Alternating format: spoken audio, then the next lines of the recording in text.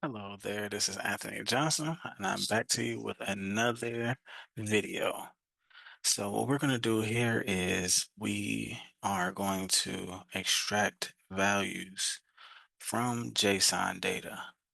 But opposed to the latest SQL Saturday that was released, we want to have multiple columns and multiple rows. So what we're going to do here is, as you see on the screen, we have some JSON data. I'm going to go ahead and execute that. And as you can see, we have multiple, you can see it on the result set also in the variable that we have nested values within this JSON.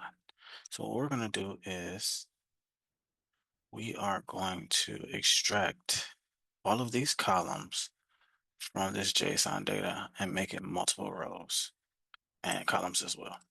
So let's go. We're going to do date.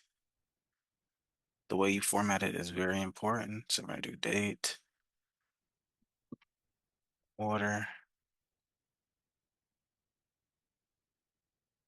quantity, and price each. We're just gonna put them all in square brackets. Price each. All right. From, and then we're gonna do open JSON. Open and close parentheses. We're gonna take our variable here, place it there. We're gonna close it, and then we're gonna say underneath it with. Then we're gonna list out our columns. So you can actually take these here.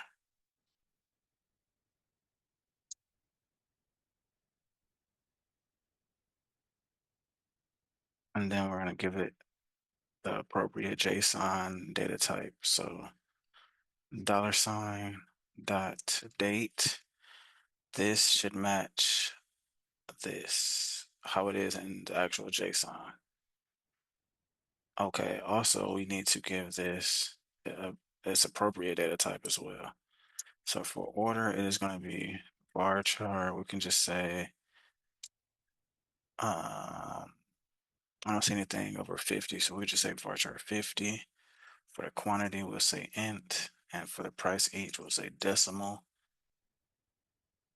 82. All right, then we give it our JSON data types. $ order,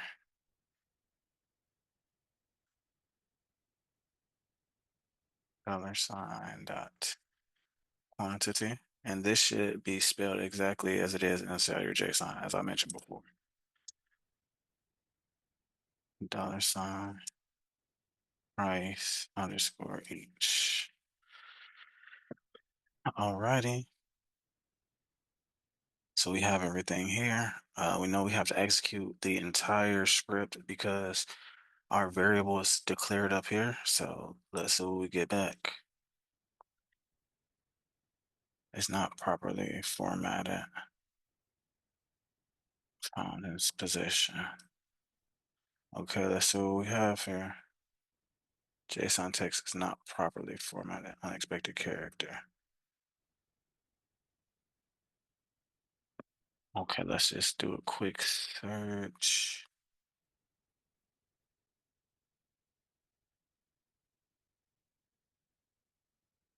Now let's try it again. Okay.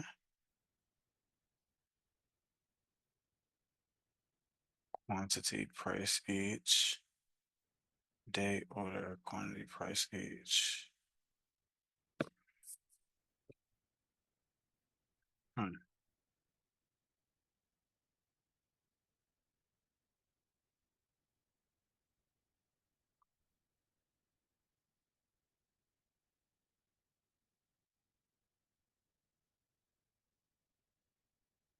Unexpected character. What did they expect? That's pretty interesting. Do a quick search once again. Everything looks properly formatted to me. We have our double quotes around everything. No additional spaces or anything. Ah, there it goes right there.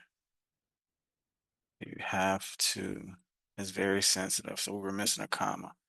Let's run this again and get our expected results, please. There we go. And as you can see, our data is as expected. So now from here, we can do further manipulations. Something like, what if we wanted to do, I haven't tried this before. Let's try it.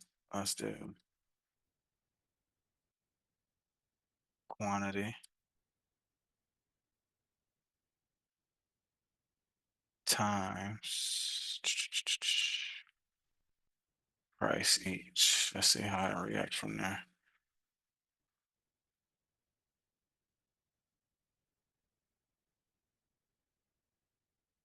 As total. Just say that and let's run it. Ah, looky there. Works just like a charm. So this is how you properly format, or should I say, this is how you properly extract the data from JSON. So let's go here. I had this up as well. Let's get this out the way.